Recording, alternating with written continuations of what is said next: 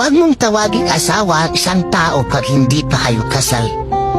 No license, no evidence. In short, kulurong pa yung relasyon yun. Anytime, pwede kayo maghiwalay dalawa. Kagaya ng lupa, para matawag mo sa iyo ang lupa at maangkin mo, kailangan mo talaga ng titulo. Kaya pag kinasal ka, ang ibig sabihin, KMJS, kasi nagkatuluyan kayo. Pero pag live-in partner ka, ang ibig sabihin, once upon a time, pwede magkatuluyan, pwede maghiwalay. Pero pag kabit ka, ang ibig sabihin, tulpo.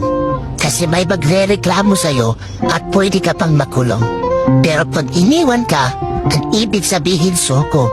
Naluko ka na, na-scam ka pa. Kaya gulapin mo yung biyanan mo. Isuli mo ang kanyang anak.